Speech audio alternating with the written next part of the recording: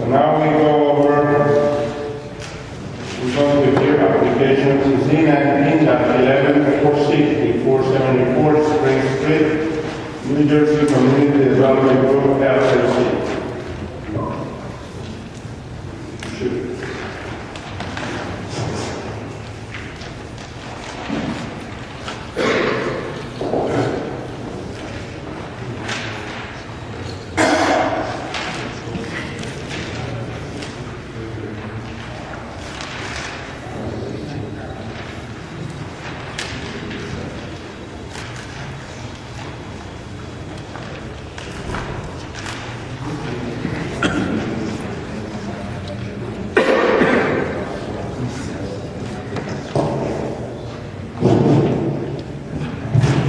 Council is informed that application Z17-11, 548 Trumbull Street, Donald Gray Highway Service LLC, has been adjourned for the meeting, for the next meeting of January 12, 2012.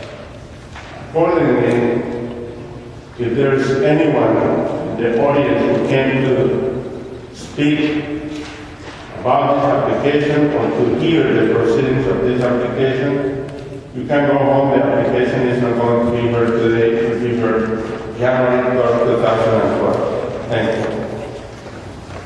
Thank you, Commissioner Nunes.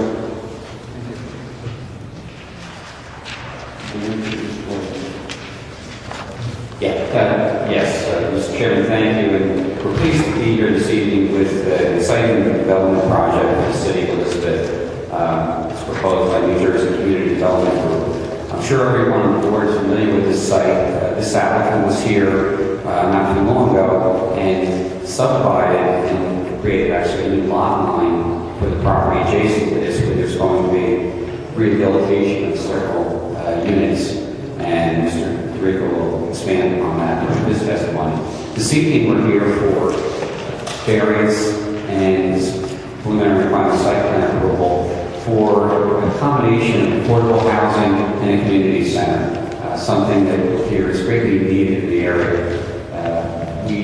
There will be 20 affordable units, and again, as I mentioned, a community center associated with properties located in the C2 zone, and multifamily residential use is additionally permitted, and we do not meet all of those conditions. And we have Mr. Landon Valor who will testify as to the criteria for the granting of that variance. We do have all variances and design waivers, but I think we see based upon the testimony that there is justification for all of those. We've received the departmental comments, all of which recommend this project, along with the review letter of our consultants. They've been very helpful. As usual, we're reviewing the application before we filed it, and again, we can address that as the issues that they have raised. So what I'd like to do is, first of all, on the Rico as a first witness. Would you stand up? You both do solemnly swear the testimony you're giving in this matter will be the truth, the whole truth, and nothing but the truth. You see the please, Anthony?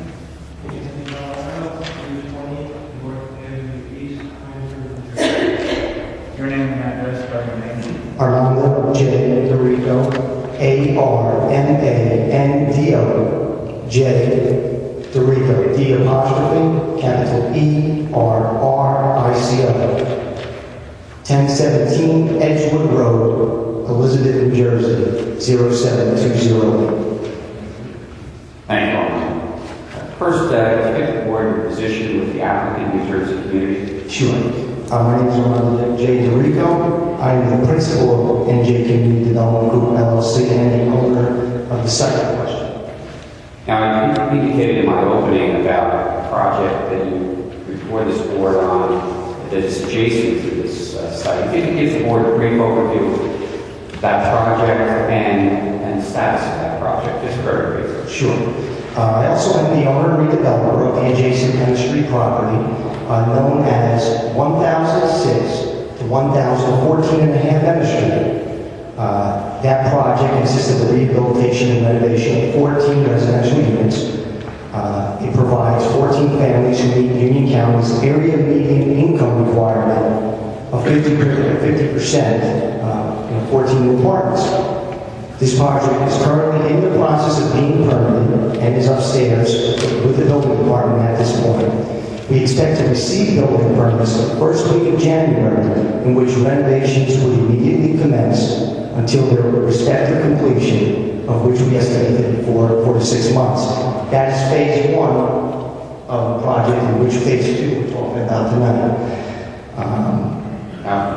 And part of that is the subdivision to create the project that we're on this evening. Correct. Could you give the board first an overview of the community center that's proposed as part of this project, and then subsequently the affordable units? Sure, and I'm also going to go just one step further and explain how the idea was born for the community center. Over the past several years, I've spoken to various community leaders and residents in the immediate Curia area.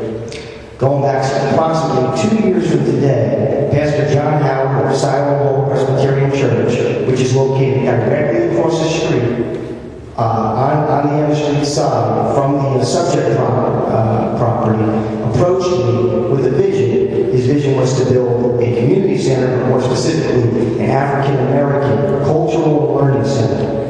From that point forward, the community has regularly met, some of which you will see behind you today, to discuss this proposed project at the church in which the idea was born. With his inspiration and community support, I have since obtained state, county, and local funding to help subsidize my cost in the acquisition and redevelopment of the adjacent structures, and simultaneously apply for funding for this project that we're speaking of tonight. The funding has since been approved and consists of funds from Union County Neighborhood Stabilization Program as well as Elizabeth Home Funds. These funds exceed $1.3 million. However, these specific grant programs come attached with strict time-sensitive limits. With that being said, if this project does not receive approval tonight, the grant funds run great risk of being totally lost, not only for my company, but more importantly, for the city of Elizabeth and its residents. Now, with respect to the community center, just briefly describe the community center in New York. Sure. Here, and then we'll move on to the units. The use of the center is basically going to be a learning center, which will be further the education and invite the residents of the community. The center will not be ran by myself. It will be ran by Pastor John Howard of the church. Although no church functions will be held at the center, only community-based activities. Now, the other aspect of the project is the affordable units. If you could please discuss those units and generally what they involve. Sure. As Steve said, the project's going to consist of 20 affordable units. They're going to be located directly above the enclosed parking and the cultural center. These housing units will provide 20 families with both an exceptional apartment and living conditions at an affordable rate. Rates that are set by HUD as affordable housing rates. Repeat what you just said. Okay. The housing units will provide 20 families with both an exceptional apartment and living conditions at an affordable rate. Okay.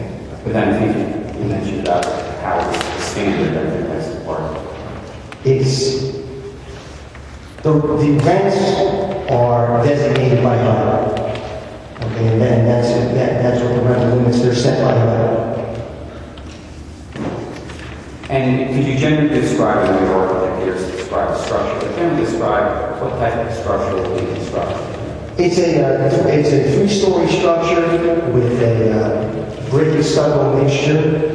Also a multi-elevator building with a totally enclosed park, as you can see on the blueprints. Now, one of the items that was noted in the application is you are seeking a parking variance. Could you please describe the parking needs for the units and how the parking will be addressed for the center? Sure. These are affordable units. The period of affordability will be for 20 years. And the affordability rate is 50% of the area median income.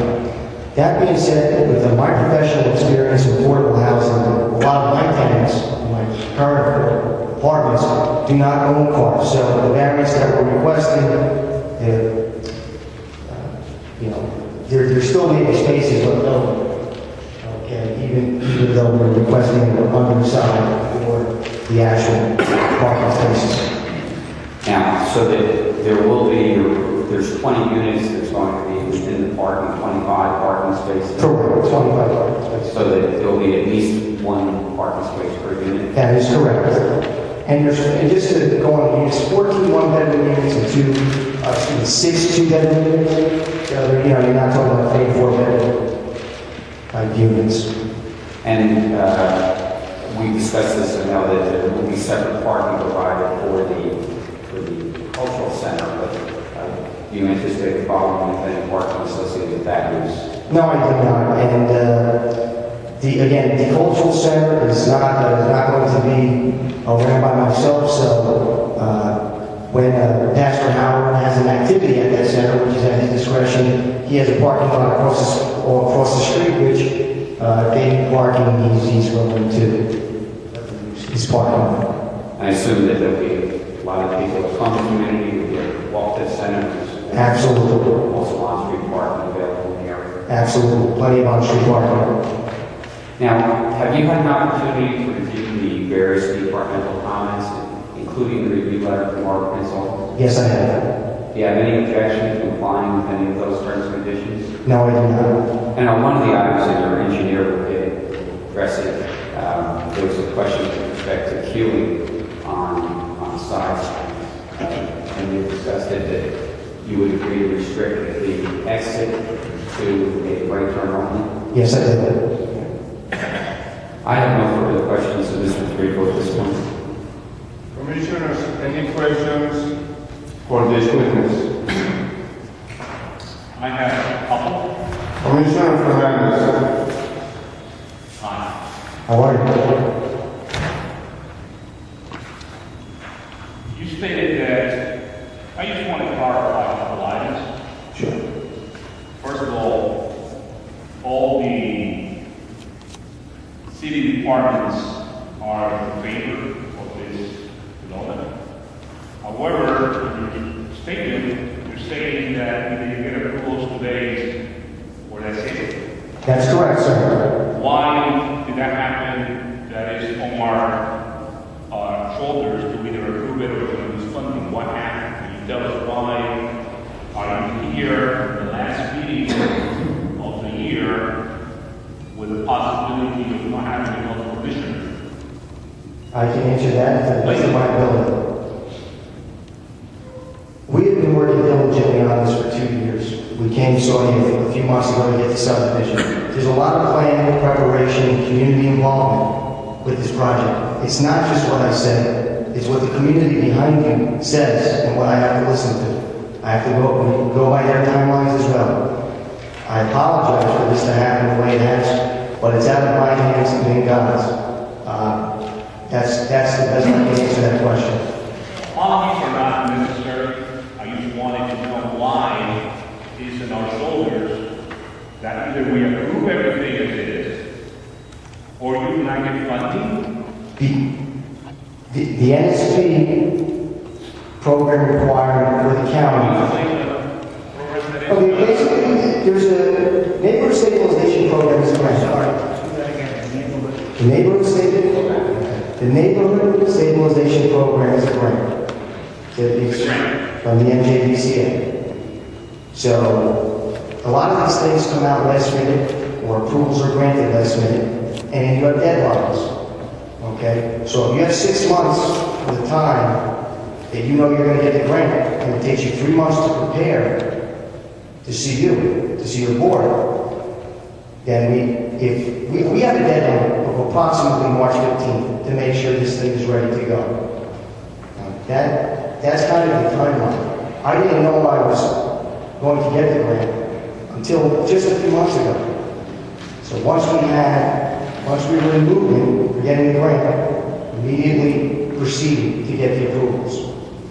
So it has taken you time to get everything prepared. Correct. However, that does not mean the fault of the city or the department that you were not prepared. It is not fault, it's time restrictions. Right, by the Requirements for you getting the grant. Correct. It's nothing to do with the city.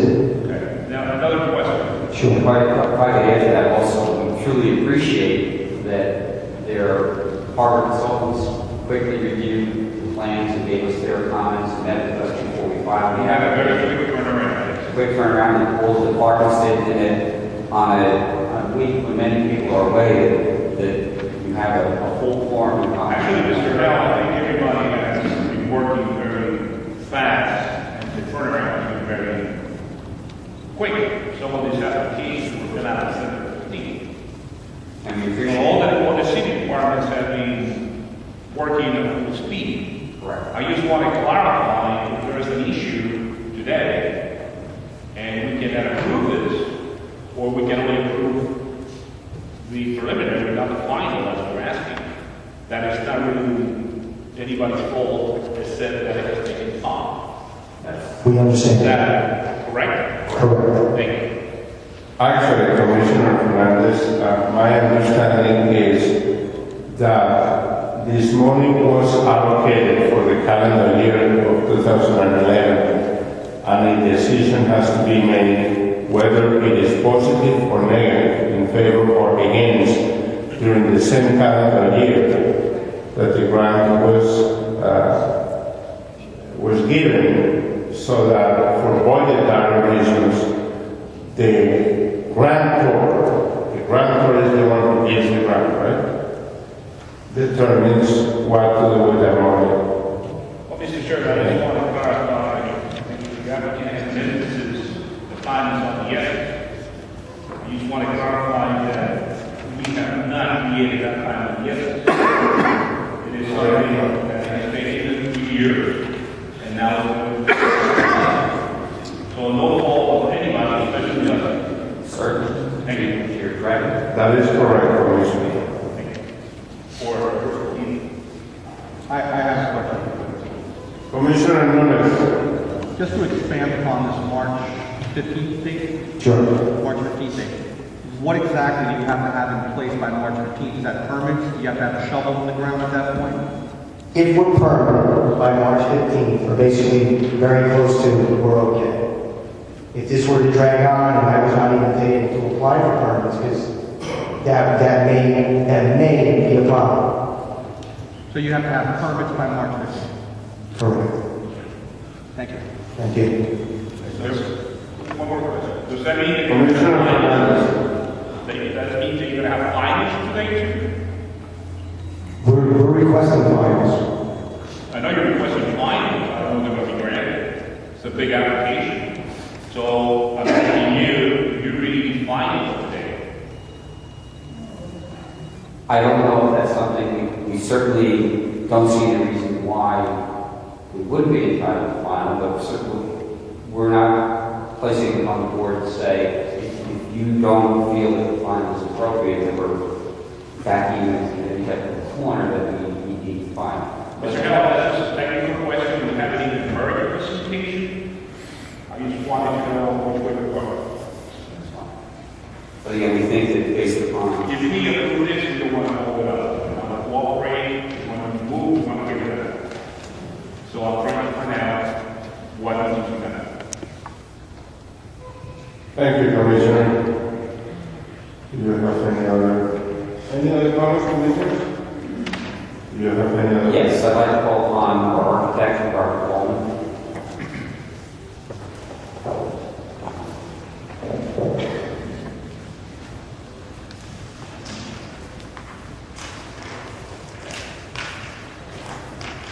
Will you sit down and swear the testimony you're giving will be the truth, nothing but the truth? I do. You see the name and address of the record? My name is Robert. My name is Robert Coleman, Coleman. My business is at 1390 Valley Road in Sterling, New Jersey. Thank you, Mr. Coleman. I believe you can testify before this board on several occasions. Let me briefly give you credentials. I'm a licensed architect in the state of New Jersey, as well as in the states of Maine, Connecticut, New York, Pennsylvania, Virginia, North and South Carolina, and Florida. And your licenses in full force and effect? Yes. Have you testified before this board? It's been about 20 years. It's been a while, but I've tested. This board has stipulated so. Thank you.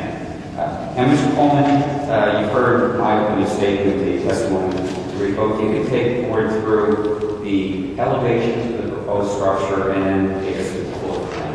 Okay. And try to instruct the board basic records. Keep 30 hours.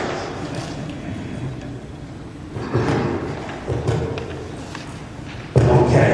I'm going to start with this sheet of the pictures that I have on the easel. Now, they were exhibits that you prepared for this evening. That is correct. This sheet is new and it's been marked Exhibit A1 with today's date. Great, thank you. So when you refer to an exhibit, if you could refer to the number.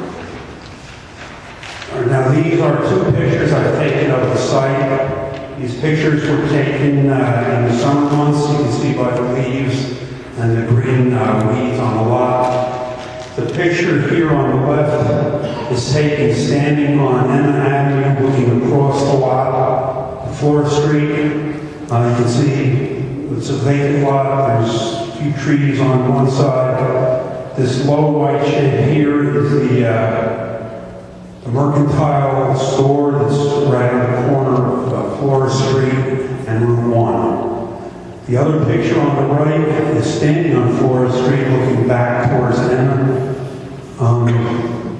This building right here in the middle of this low two-story structure is the end of the row housing on Emma Street that you've heard Mr. DeRico testify about as a previous project we worked on.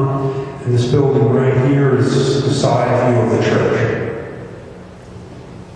Sir, can you stand on the other side of the easel? Okay, thank you. Sorry about that. You want me to go over it again? Okay.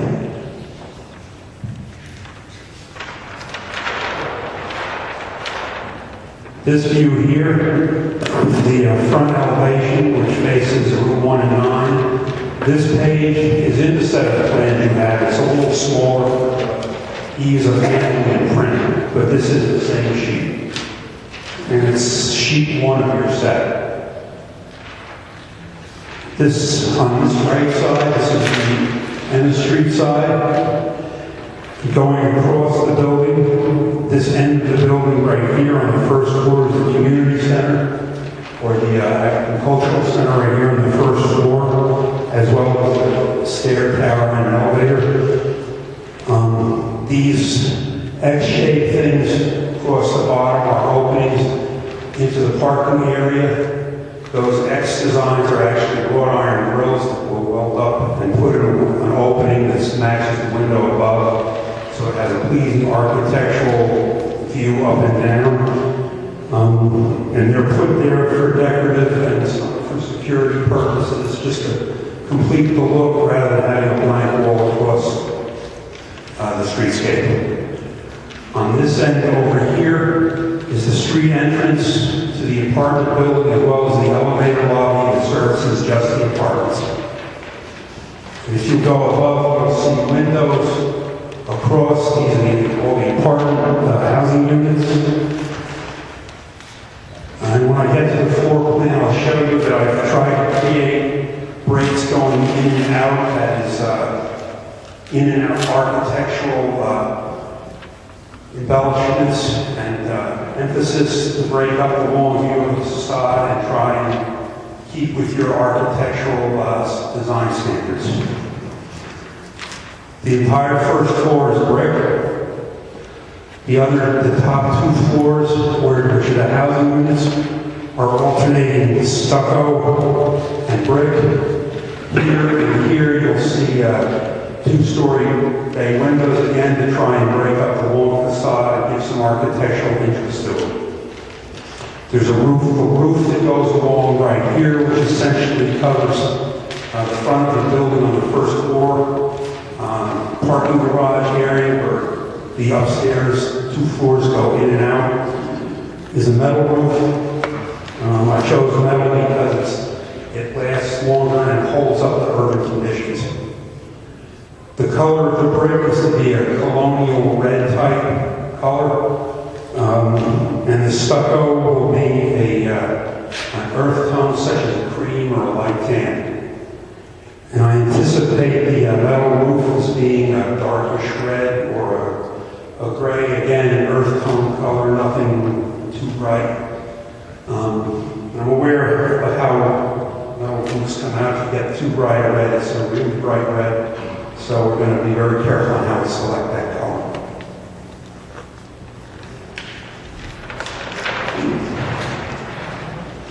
This next sheet, which is in your architectural sets that I gave you, is labeled sheet 2.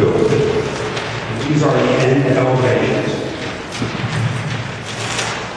This, the right side elevation, has the 2 doors here, which go into community center. And right now I show 2 pairs of 3-foot doors, so there'll be ample ingress and egress to the community center.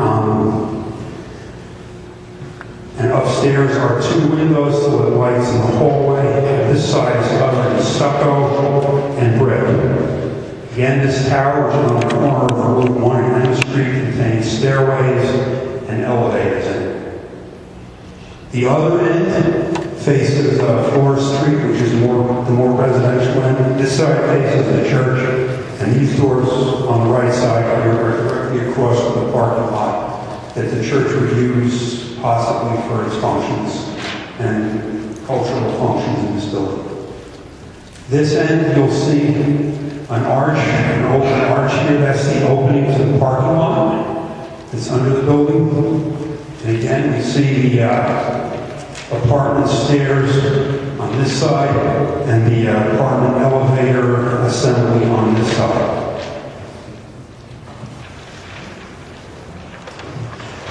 We go to 3 in your set, which is the rear elevation. And again, you can see on the first floor I have the wrought iron assemblies in window openings or matching the window openings above for an architectural feature. There's a big opening here to the parking lot, which helps us get more ventilation and quick access for pedestrians in case of emergencies. Another means of egress from the parking lot should the emergency require for people underneath the building to get out and hurry, rather than have to go all the way to the end where the cars go in and out. And again, up here you'll see the windows for the apartments. All these windows I've shown on this building are double hung style windows, that is with the bottom that lifts up. And they'll have grills in them, pleasing architectural appearance rather than just be a sheet of glass. The back is finished completely in stucco, basically because it doesn't face the street, so I decided to use all one material here. And it will be an earth tone color, a tan, or a cream color.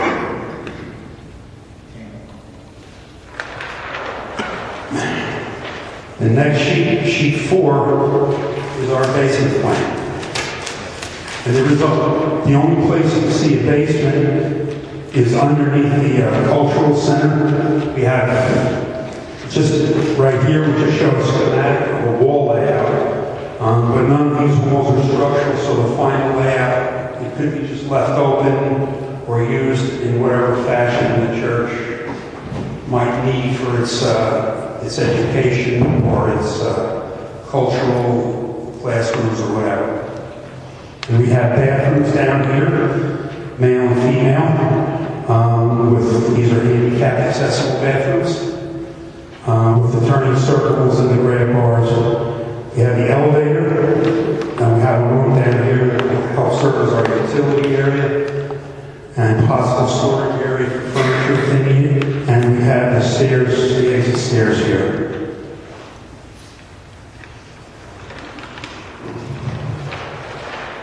Going up to the first floor, we see a large community space here. Again, this is like 30 by 60 or 27 by 60 in this area. It's accessed through, again, a pair of doors here, with the possibility of putting an accordion door, dividing wall between it, and having two accordion door, like a folding door, between them, so we can possibly have two functions at once. If they had some sort of church or cultural meeting, that they needed to do two things at once. Again, we have a bathrooms up there, male and female, elevator and stairs. Over at the other end is the exit for an elevator for the apartments upstairs. And I'd like to point out that this elevator here does not go up to the apartments. This elevator is solely for the use of the community center and cultural center. The apartment dwellers use that elevator down at that end for access to their apartments. The exit stairs serve both apartments above, and this one, the cultural center below. But the doors will be arranged and locked so that you can't get into the apartments from the cultural center. You can only get into the exit stair for emergency use.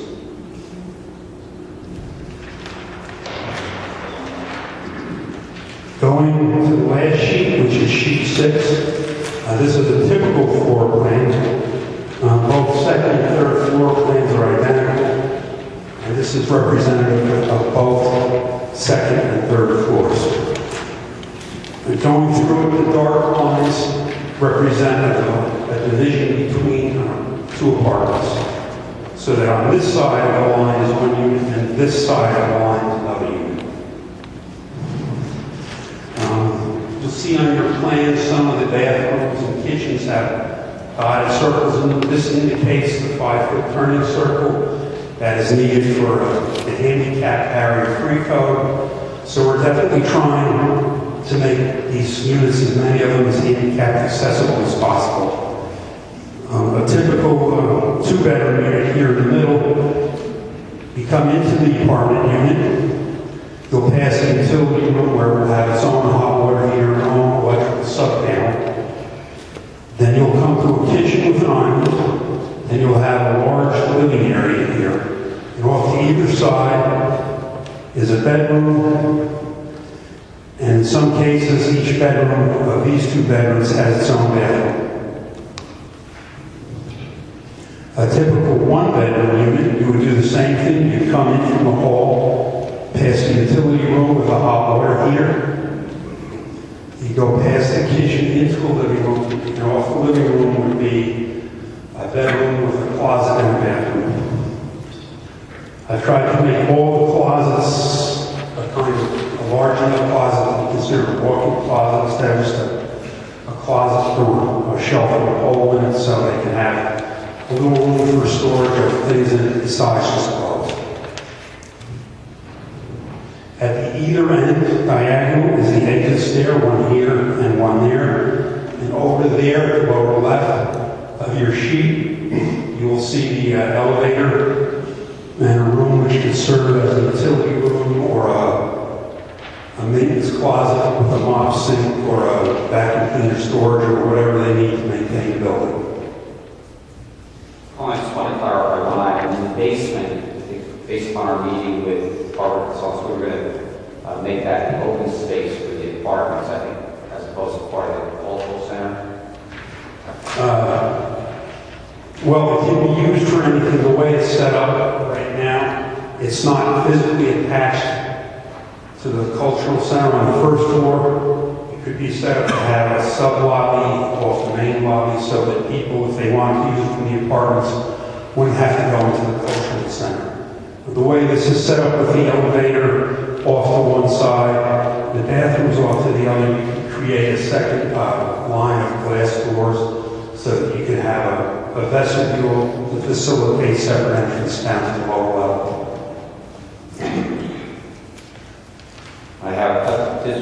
I assume that the construction will be all up to applicable codes and It will be up to all applicable codes.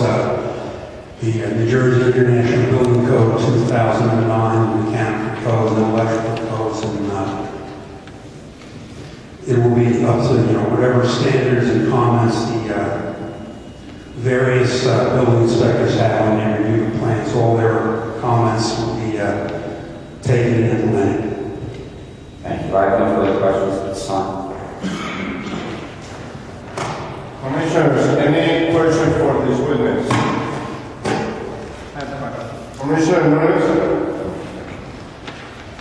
On sheet 4 of your drawing,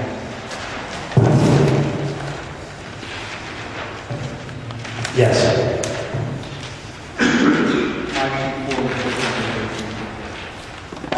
That's the engineer's plan, not the architectural plans. all right. I guess I'll wait for the engineer. There you go. Yes.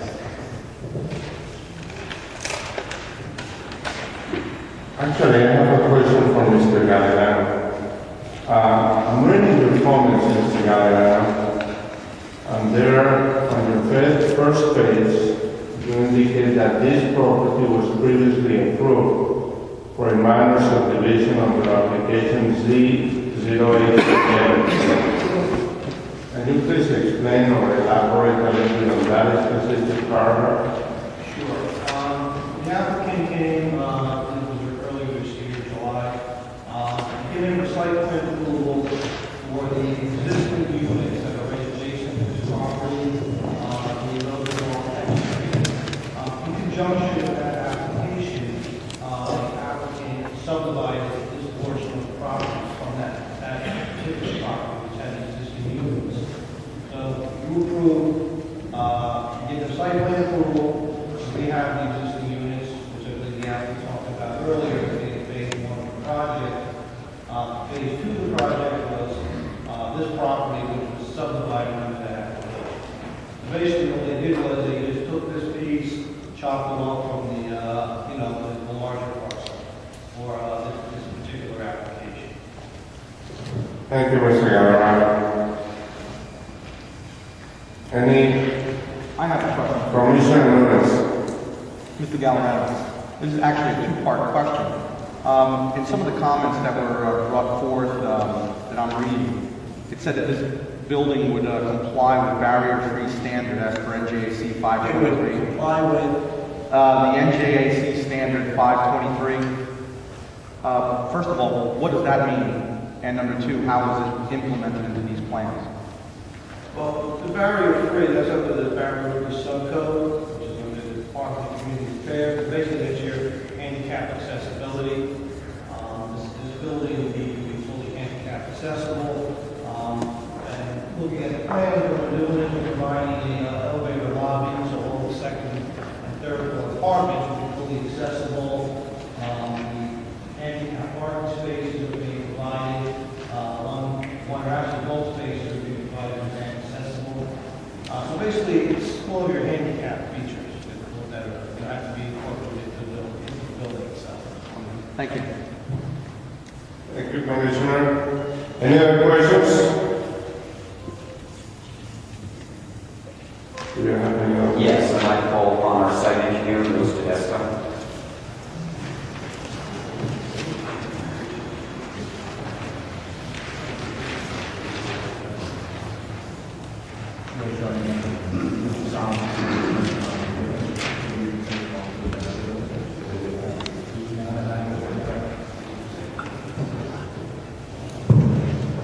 Louis Tedesco, 34 Sequoia Court, Berkeley Township, New Jersey, 08721. Mr. Tedesco, if you could please give the board the benefit of your work, educational experience, lifestyle.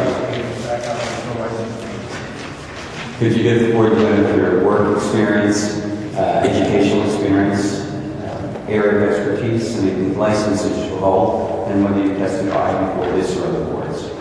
Yes, I have a Bachelor of Science degree in civil, Bachelor of Science degree in civil engineering from New Jersey Institute of Technology. I'm a licensed professional engineer in the state of New Jersey in good standing.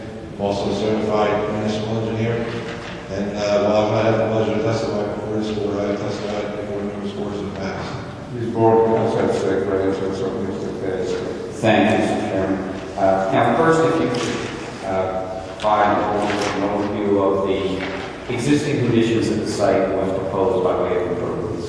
Yes, as far as the site location is concerned, the subject property is 460 to 470 Spring Street. It's also known as Block 8, Lot 1528, the municipal tax map.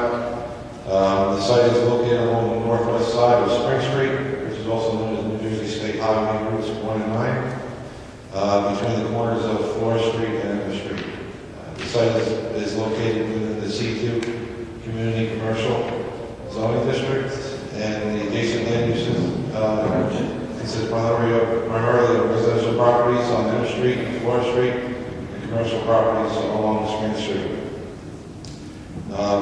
As previously stated, Lot 1528 was created by subdivision recently approved by the board as part of the Emma Street Rehabilitation Project. The existing site, as it stands today, is an existing vacant gravel lot with grade that gently slopes towards Spring Street. With grade that gently slopes towards Spring Street. It also has an existing curb and sidewalk around the perimeter of the site, however, is badly deteriorated. The existing site dimensions are 75 feet by 200 feet, with 200 feet frontage along Spring Street and 75 feet on both Emma Street and Flora Street. The total lot area of the site is 15,000 square feet. For the proposed improvements, the applicant is proposing to construct a new 3-story mixed-use building that encompasses most of the existing site. Multifamily uses, so 3 or more units, are permitted in the C2 zone as a conditional use. As stated previously, the building will have 20 residential units. The density requirements for this building, the minimum lot area per dwelling unit, 450 square feet is required, provided 750 square feet per unit. The minimum lot area per bedroom is 400 square feet per bedroom, and we're proposing 577 square feet per bedroom. Additionally, new concrete curbs, sidewalks, and a driveway are proposed along the entire frontage of the subject property. Site ingress and egress will be made from the Flora Street side of the project into a proposed driveway. The existing site plan, as it shows now, shows turning movements to the left and turning movements to the right, exiting the subject property. However, we're going to limit the turning movement to a right turn only, which will ultimately eliminate the need for a queuing analysis that the Department of Consultants has requested. The applicant is also proposing a parking lot at ground level with both the second and third floors, where we're providing 25 Oak Street 9x18 parking spaces, which includes 2 van accessible parking spaces meeting the ADA requirements. For the proposed grading on the site, we're grading the proposed concrete sidewalk and parking lot to make access to the proposed building ADA compliant. We're proposing new drainage on the site. All the runoff from the proposed building will be collected into an underground system located in the northern portion of the site. That proposed system will tie into the that proposed system will tie in and slightly modify the proposed stormwater system on the adjacent lot that was previously approved by the board. For new utilities coming into the site, proposed gas, sewer, and water services will be tied to the public systems on the Emma Street side of the project. On the original plans that were submitted to the board, we did not provide any exterior lighting. However, if the project is approved tonight, we will provide revised plans with proposed lighting conforming to the ordinance regulations. Additionally, the applicant is proposing landscaping on the site in compliance with section 17:32:080 of the ordinance. It is also required to have landscape areas amounting to 20% of the paved parking and driveway areas pursuant to section 7:36:140. However, the proposed parking area is 7,646 square feet, and 20% of that is 1,529 square feet. The proposed landscape area, as shown on the plans, totals 1,368 square feet, and the applicant will be requesting a design actually proposed on the site, 45 American boxwoods, within a wood-mulch planting bed will be proposed along the northerly property line, which is the adjacent property to the site. 20 boxwoods within a wood-mulch planting bed is proposed along the southerly property line, which is the Spring Street side. 2 7-foot-high Elizabeth Edge maples are 7-foot-high. Elizabeth Edge maples are proposed within the grass strip area along Emma Street, and 2 6-foot-high arborvitaes are proposed within the grass strip area along Flora Street. We're also providing grass strips between the proposed street and Flora Street. And that pretty much sums up the existing and proposed conditions on the site. And if you could briefly comment, and if you have any problem with any of the terms and conditions of the Harbor Consultant Review letter. I have no further questions at this time. I have 2 questions. And one is, Mr. Gallerano, on page 2 of your comments, you address an issue, the general comments going forward. The queuing analysis shall be provided for the intersection of Florida Street and routes 1 and 9 to determine if the vehicle can safely exit the facility onto Florida Street. You stated that you have made some modifications to the exiting of vehicles to address this specific issue. Yes, that's correct. By eliminating the right-hand turn movement, queuing analysis is not required for the left-hand turn movement that Robert Science is requesting. Mr. Gallerano? Yeah, that's acceptable. The concern is more with the left-hand turn, where cars will stop at the light and get stacked on Florida Street. Cars have difficulty making the left, to be able to get traffic back. The applicant will need to restrict turns to right turn only, and we would need to see the queuing analysis. That would be acceptable. So will you place signs indicating? Yes, so as signs pursuant to the MUTCD will be placed. That's MUTCD, Manual Uniform Traffic Control Devices. And we will provide the appropriate signs. Okay, the other point, which actually was one of the concerns of Commissioner Fernandez, when we approve an application as big as this one, and we provide final approvals, instead of preliminary approvals, you indicated that in your plans you didn't propose any lighting. The suggestion of our plan, you came up with some lighting. Is that lighting indicated or depicted on your blueprints? That is not.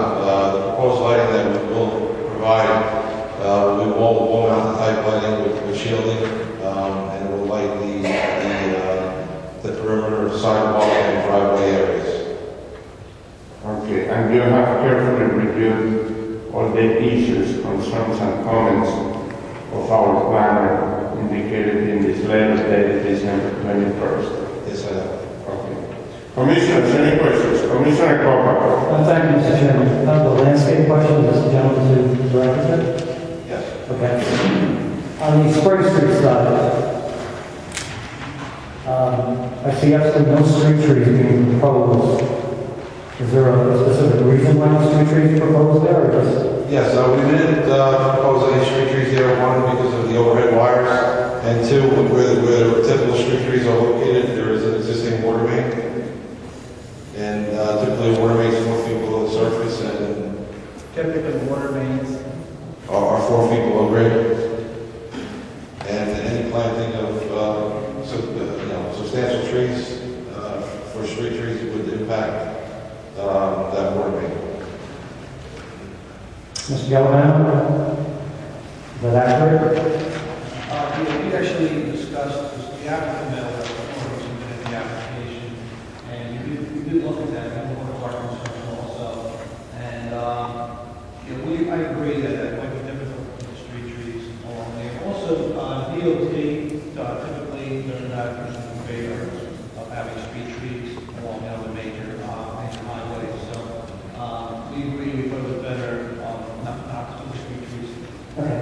I do see the box along the Spring Street side, so we squeeze in a little bit there. Thank you very much.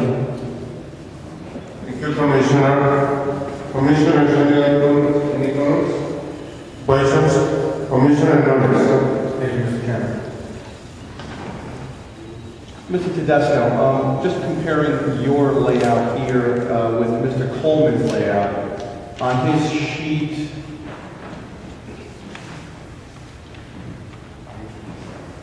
three of six, which is the rear elevation to the building.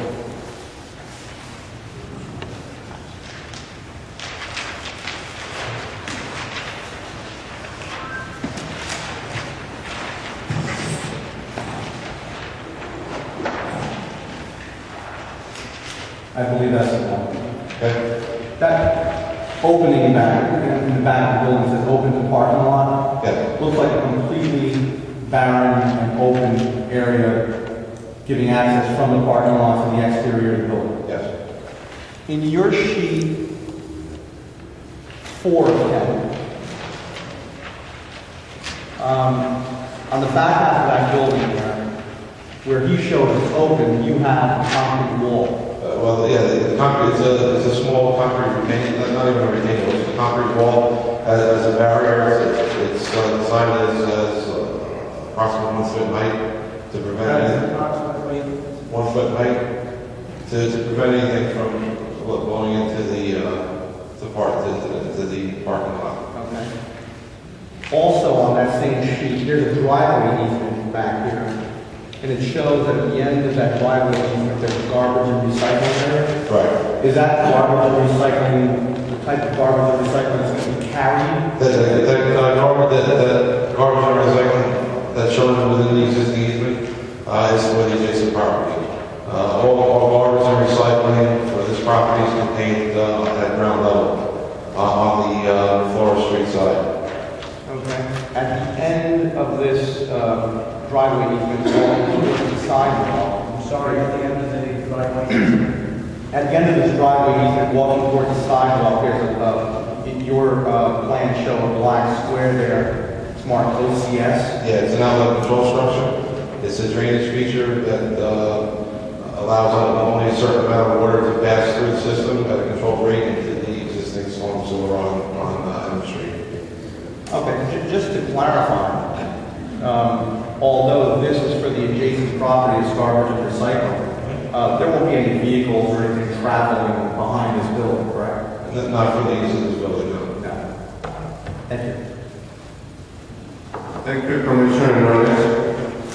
Any further questions for this witness? Yes, I'd like to call upon our professional planner, John Wayne Bell. Thank you.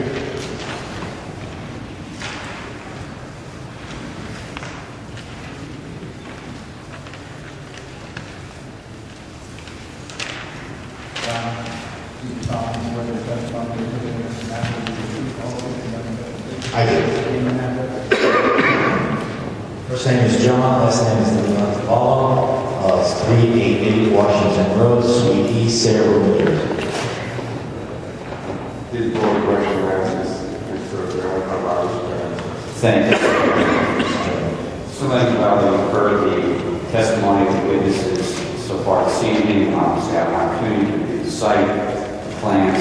If you could please give the board an overview of your findings and justification for any variances associated with this application. Sure, I can do that quickly.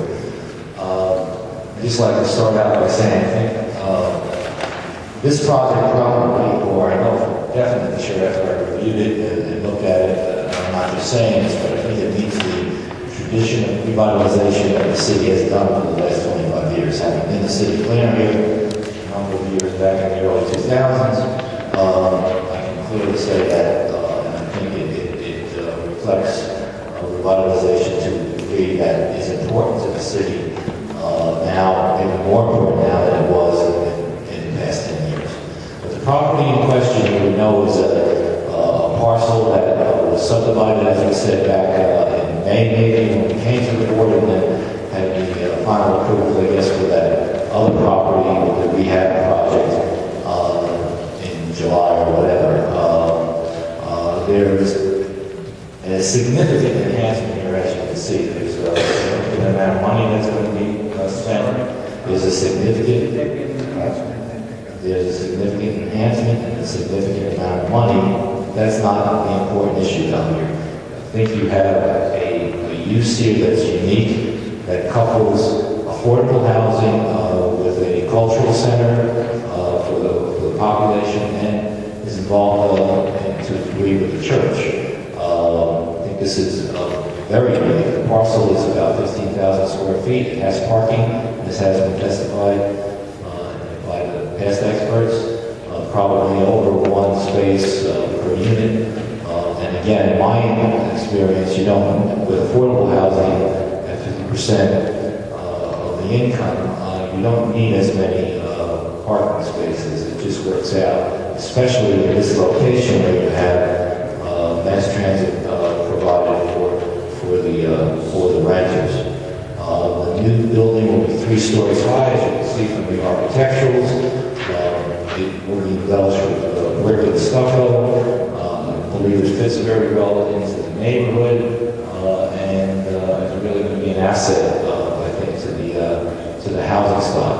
And it's going to be an important asset because we do need in Elizabeth more affordable housing, and there aren't that many, frankly, many projects around where you can glean affordable housing or get a portion of whatever is being created for affordable housing. So I think it's important to look at every project, and this project is giving you 20 affordable units, and most of them will be, I believe 14 of them will be one-bedroom units, which are needed for smaller households.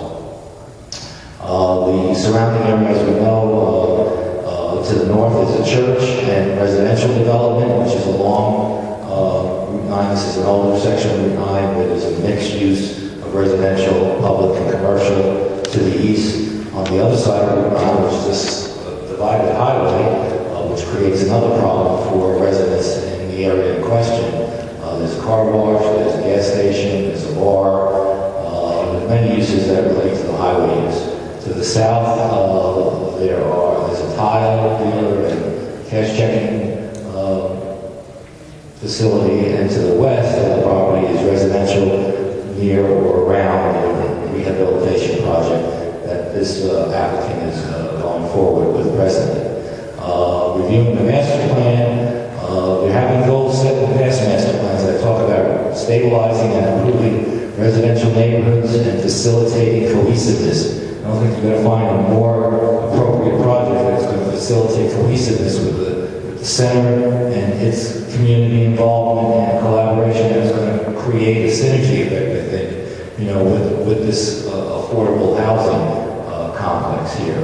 Another goal of the older master plans was to protect public health and safety and promote the general welfare. I think that's done here by the creation of affordable housing and the unique center that will be created here that will serve the community. In terms of economic development policies in the past planning documents in the city, one is to support and promote redevelopment to return vacant and underutilized properties to productive reuse. This is facilitated 100% by this application. It can't be done anymore because it's a vacant lot right now, just sitting there, given the past fires that created a situation.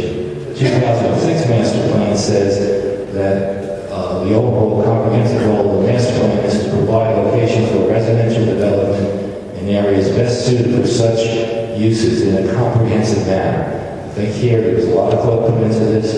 This is a good use for affordable housing. It's near mass transit, which is important. There are some variances needed, but those variances can be justified, I believe. I'll talk about that in a minute. The objectives of the 2006 master plan that are facilitated by this application include stabilizing and improving residential development. It certainly occurs here in conjunction with the rehabilitation of the properties to the west, reducing incompatibility, encouraging property improvements. Obviously, this is a large enhancement in property improvement. And it does facilitate the housing plan element of the 2006 master plan, which talks about certain goals, which this application will promote. One being to continue to provide opportunities for affordable senior housing. Understanding from the applicant is that there will be senior housing provided within the 20 units. It won't be the full 20 units, but it will be one floor of the 3 floors of the affordable housing complex. And also, another goal of the existing housing plan element is to continue neighborhood planning for all social and physical aspects of neighborhood life. I think that's going to happen with the cultural center to a significant degree in terms of it will spark, I believe, community involvement and community collaboration to a much greater degree than anyone could think of. I think in terms of the basis for the D3 conditional use variance, again, it is a permitted use here in the zone. We are simply here before you because we don't meet all the requirements of the conditions set forth in the C2 zone. So therefore, we need a D3 conditional use variance from this board. I believe this application meets the qualifications and criteria for particular suitability in terms of it's consistent with the surrounding area. It promotes the goals of the master plan. It furthers the intent and purpose of the municipal land use law, especially good civic design and arrangements. I think one of the best arrangements I've ever seen is this collaboration and design of a center, a cultural center, along with affordable housing. On a scale of 1 to 10, I think you're talking about a number 10 winner here. It's along Route 9 corridor, so it's a good transitional use to the lesser density uses to the west. And again, we're talking about a state highway here. It's very congested and it's divided by a median, so it's not very accessible to children in crossing the median. And there's no cultural center here, whereas everything to the west of this property can take advantage of this cultural center. The property in question is also located in the Midtown Neighborhood Plan area, which had urban coordinating council funding in the past, and now, as the applicant has said, is getting state and city funding. And we're also serviceable obviously by city water and sewer utilities. So in terms of special reasons, although we might not need to provide them, there are a number of special reasons. I think we're going to promote a desirable visual environment here by way of what you see from the architectural plans and the proposed site plan. It promotes the establishment of appropriate population density in the neighborhood. As the engineer said, we're not at the threshold of the density, on the residential density, or are we at the threshold of the bedroom count density, which is a good barometer that we're not overly intensifying and overdeveloping the site. We are within the requirements of that. We're promoting the general welfare by this application, and in terms of new construction, we're promoting or utilizing the Uniform Construction Code, and therefore this would be a safe building in terms of residential development and people living at this location without fear of problems. In short, I think it meets the state development, redevelopment plan goals. In my estimation, it's a tremendous infill project, I think. And it goes to the degree of being inherently beneficial because we have affordable housing here, plus a cultural center that's going to, again, spark community involvement and collaboration. In terms of the statutory requirement of conditional use, this is a very appropriate site, and it can accommodate, as you can see from the site plan and the application, the deviations that we require from the ordinance, and still create a beneficial, well thought out project that will be in Elizabeth for continuous matter the next 50 or 60 years at least, probably.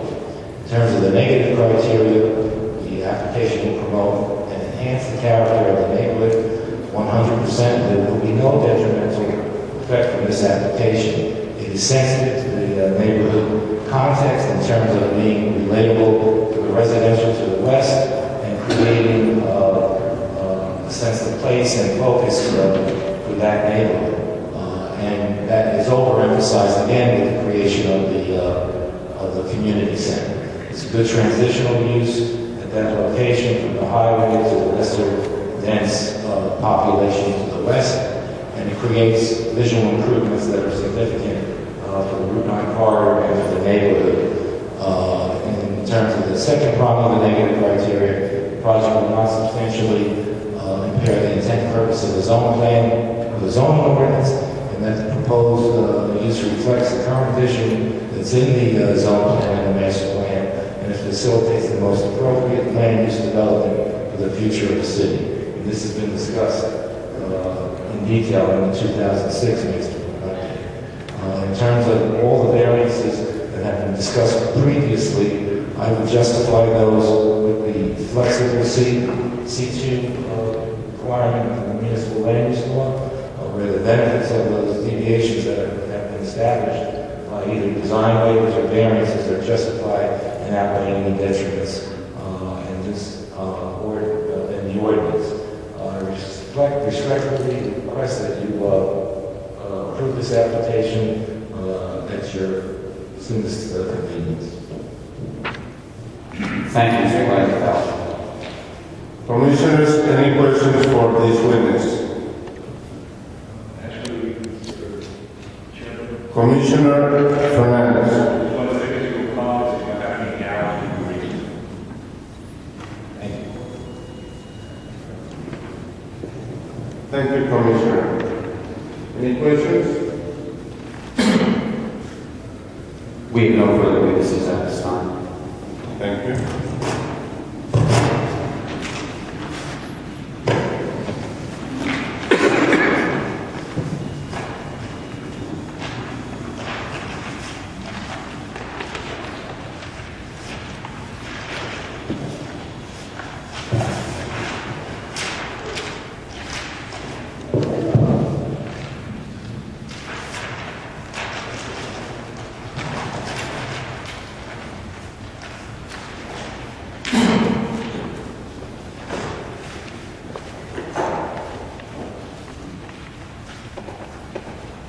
Are there any members of the audience who wish to testify regarding this application? If so, please step forward.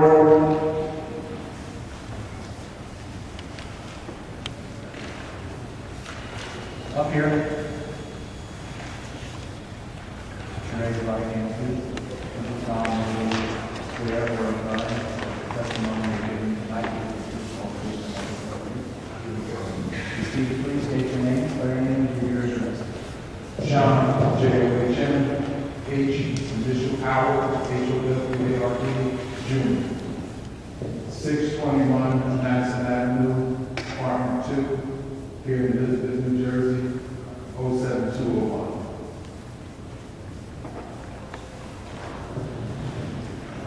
I'm the pastor of the Southern Hope Presbyterian Church that sits and borders 1 and 9 Spring Street, Olive Street, and also Emma Street.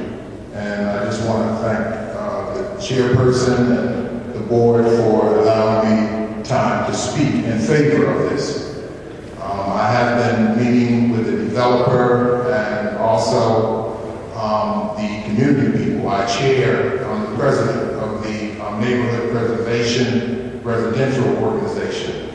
And as you can see by the folk sitting behind me, we're all in favor of this happening. The church will be running the cultural center. It will be ran by our 501c3, Silent Hope Care, CDC, will be the operating principal that will be operating the cultural center. And also we discussed parking, and we opened up our parking lot right off of Emma for any activities that's happening at the cultural center. And we also have parking, small parking on Olive Street side, in the back of the church. We've been working and we've gotten petitions and presented them to the mayor, and we've been meeting with the urban development part of the city, and we finally got the money and the property to build the center. So we're hoping and praying that we'll have final approval tonight, because folk in Miami are anxious when you have wear two hats. One is a pastor and one is the president. You're getting it from all sides. So this is something that's needed. I think that will not only enhance our community, but the city of Elizabeth as a whole, and will have an effect on Union County as a whole. Because I do not believe there's any other cultural city. I've been working also with our community clergy who are in favor of this happening. So the folk will have a place to go and have activities in the community. And one great thing about this, the dollars will stay in Elizabeth and won't go into Union. And we know that sometimes, money needs to be recycled in the city in order to build a stronger and safer community. And I think that that's the effect that this center and also the living quarters up above will have in our city. It will be a safe zone for all involved. And I'm just hoping that you will make a decision and to approve a final proposal that's being presented to you this evening. Once again, thank you. Thank you, Pastor.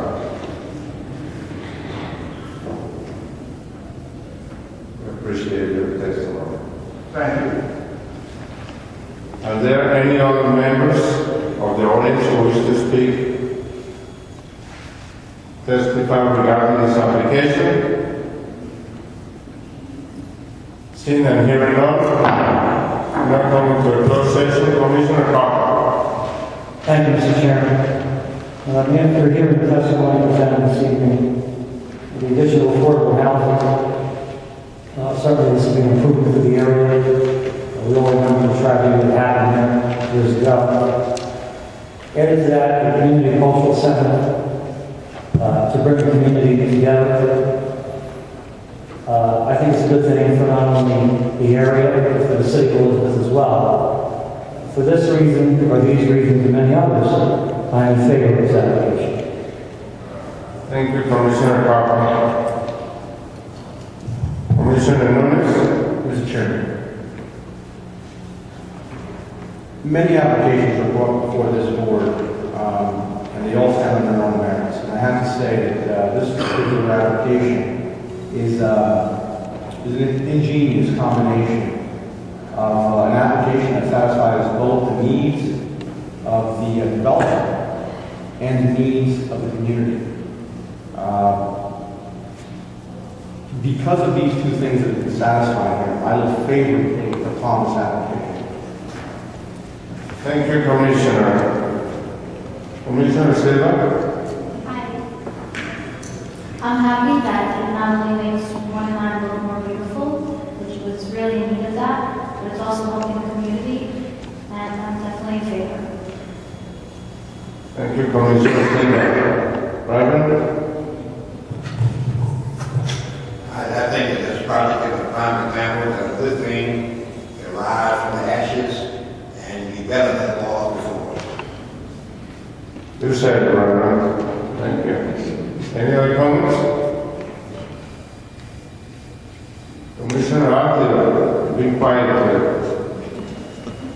I like the project, like Commissioner Nunes said, all the components is in the right place, and I'm also in favor of the application. Thank you. I'm also in favor of this application. I just want to address the concerns of Commissioner Fernandez at the beginning of the meeting. And of course, we all are in favor of providing the applicant with a final approval because of the timing situation here. But we're actually yielding jurisdiction to Mr. Gallerano, to our planner, to follow up with the developer on those issues that are of concern. to this board, to our planner and to the city, lighting, sidewalks, so on and so forth. So I don't think any of the commissioners here have any objection to my comments, so may I have a motion? Mr. Chairman, I make a motion to approve this application. Motion to approve this application by Commissioner Carpa, second. I'd like to say, Okay. Okay, Commissioner Fernandez yields. So Commissioner Galvez. Second by Commissioner Galvez. Madam Secretary, roll call, please. Commissioner Newman, Aye. Commissioner Fernandez, aye. Commissioner Papa, Aye. Commissioner Jackson, Aye.